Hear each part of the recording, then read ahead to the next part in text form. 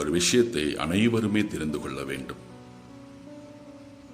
நீங்கள் எந்த இனமாக இருந்தாலும், எந்த மொழியினராக இருந்தாலும், எந்த மதத்தவராக இருந்தாலும், எப்படிப்பட்ட மக்களாக இருந்தாலும், எப்படிப்பட்ட உயர்ந்தவர்கள், தாழ்ந்தவர்கள், கஷ்டப்படுகின்றவர்கள், ஏழைகள், எளியவர்கள், மூத்தவர்கள், முதியவர்கள், இளைஞர்கள், இளம்பெண்கள், பணக்காரர்கள், கோடீஸ்வரர்கள், யாராக இருந்தாலும் ஒரே ஒரு விஷயத்தை நான் சொல்கின்றேன். ஆண்டவராகிய இயேசு கிறிஸ்து உங்கள் அனைவரையும், ஏன் நம் அனைவரையும் உயிருக்கு உயிராக நேசிக்கின்றார், அன்பு செய்கின்றார். காரணம், லூக்கா நற்செய்தி 2:10 மிக தெளிவான ஒரு வார்த்தை இருக்கின்றது.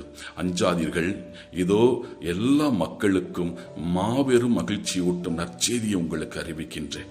மாபெரும் நற்செய்தி, எல்லாருக்கும், அனைவருக்கும், யாரையும் விட்டு வைக்க மாட்டார். அனைவருக்கும் மாபெரும் மகிழ்ச்சி ஊட்டும் நற்செய்தி உங்களுக்கு அறிவிக்கின்றேன். அந்த நற்செய்தி என்ன?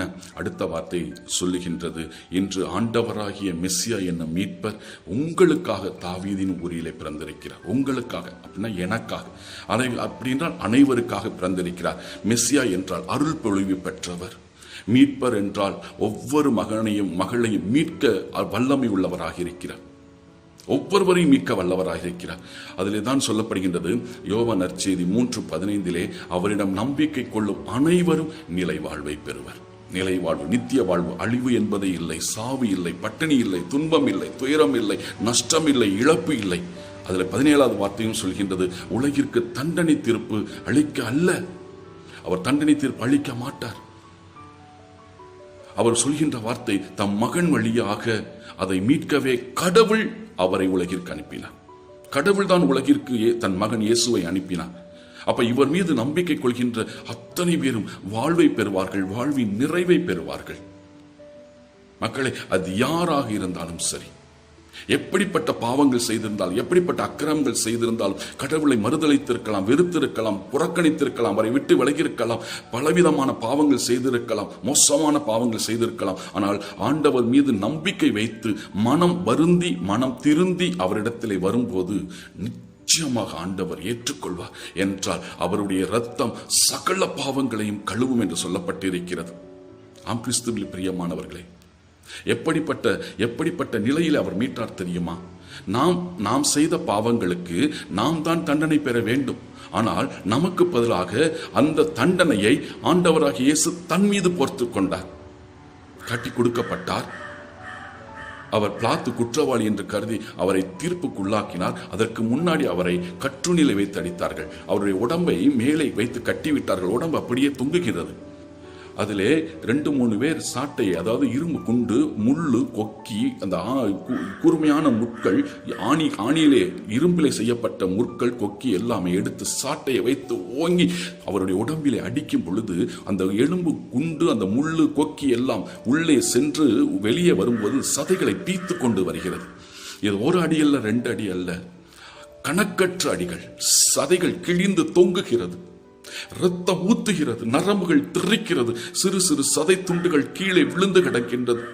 தவிக்கின்றார், துடிக்கின்றார். ஆனால் ஒரு வார்த்தை பேசவில்லை. ஏனென்றால் எப்படியாவது என் மக்களை, எல்லா மக்களையும் மீட்க வேண்டும் என்று தன்னுடைய சொந்த ரத்தத்தை குடிக்கிறார். அவருடைய உடம்பிலே சல்லடை போல் அடிக்கப்பட்டது.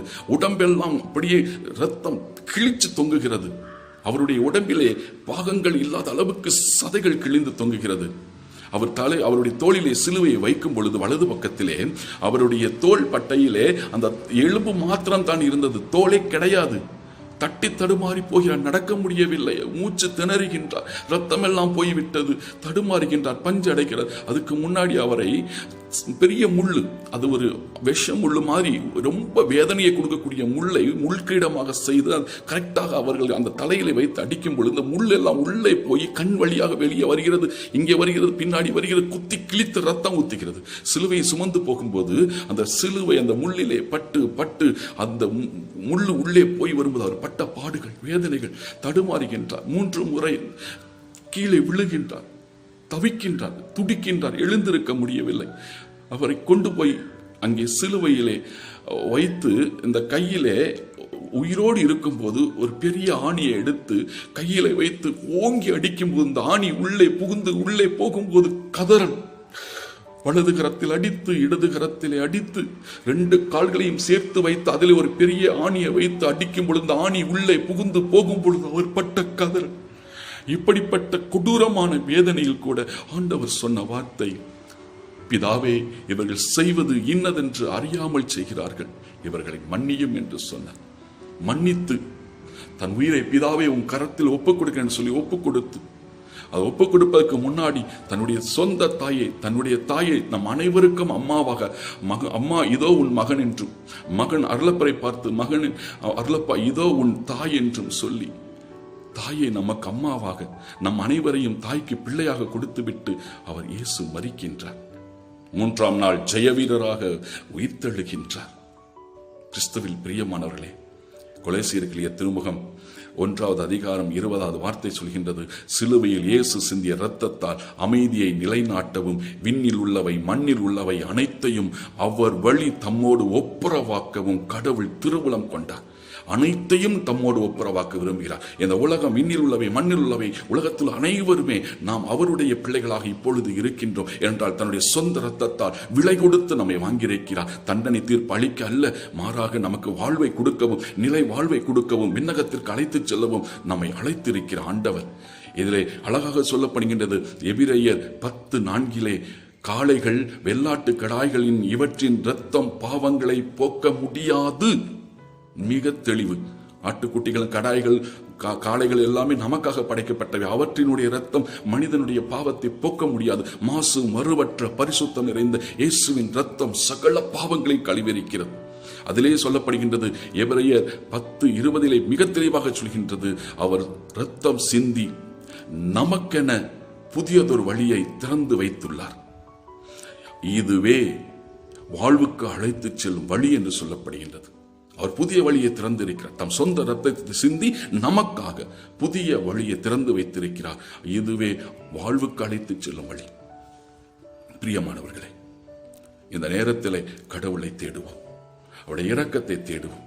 என்ற நாட்கள் நெருங்கிவிட்டது. உலகத்தின் நாட்கள் இறை வார்த்தையிலே, பைபிளிலே என்ன எழுதப்பட்டிருக்கிறதோ அது அப்படியே முற்றிலும் நிறைவேறிக் கொண்டிருக்கிறது. அதில் எந்த மாற்றமும் இல்லை. நாட்கள் நெருங்கிவிட்டது. கொரோனா நோய் வந்துவிட்டது. மக்களுடைய வாழ்க்கை முறைகள் மாறிவிட்டது. தனிமை உணர்வுகள், இங்கே பொருளாதார வசதிகள் கிடையாது. இங்கே மனிதர்களுடைய உறவுகளுக்கு பிரச்சனைகள், சமாதானம் கிடையாது, நிம்மதி கிடையாது, பிரச்சனைகள் நிறைய இருக்கிறது. இதெல்லாம் இறைவார்த்தை பைபிளில் என்ன எழுதப்பட்டிருக்கிறதோ அவை அத்தனை முற்றில் நிறைவேறிக் கொண்டிருக்கிறது. நாட்கள் காலங்கள் நெருங்கி வந்துவிட்டது. பிரியமானவர்களே, நீங்கள் எந்த இனமாக இருக்கலாம், எந்த மதத்தவராக இருக்கலாம், எந்த மொழியினராக இருக்கலாம், யாராக இருந்தாலும் ஆண்டவர் இயேசு கிறிஸ்து உங்களை உயிருக்கு உயிராய் நேசிக்கிறார், அன்பு செய்கிறார், இரக்கத்தை காட்ட விரும்புகிறார், மன்னிக்க விரும்புகிறார், ஏற்றுக்கொள்ள விரும்புகின்றார், தயவு தாட்சிணியம் காட்டுகின்றார். ஆண்டவருடைய மகாபெரிய இரக்கத்துக்குள், அவருடைய பரிவுக்குள் வாருங்கள். நம்பிக்கையோடு வாருங்கள். இரக்க எண்ணங்களோடு வாருங்கள். கடவுள் நிச்சயம் உங்களை ஆசீர்வதிப்பார். அவர் ஒரு நாள் உங்களை கைவிட மாட்டார்.